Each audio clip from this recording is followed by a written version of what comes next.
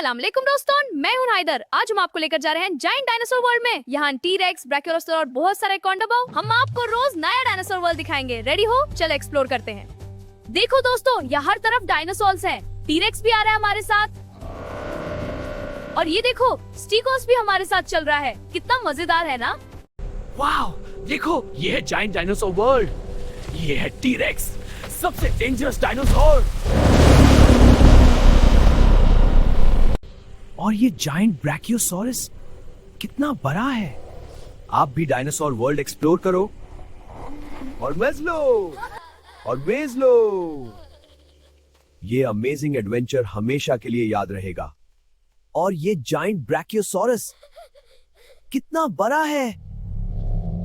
आप भी dinosaur world explore करो और मेज लो।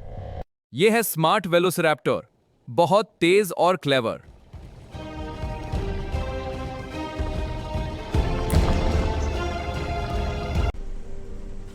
और ये स्टीगोसॉरस और ट्राइसेराटॉप्स कितने पीसफुल हैं।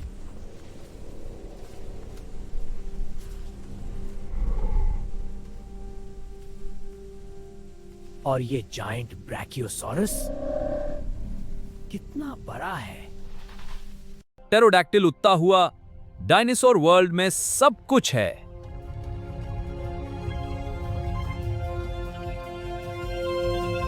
Wow, dinosaurs!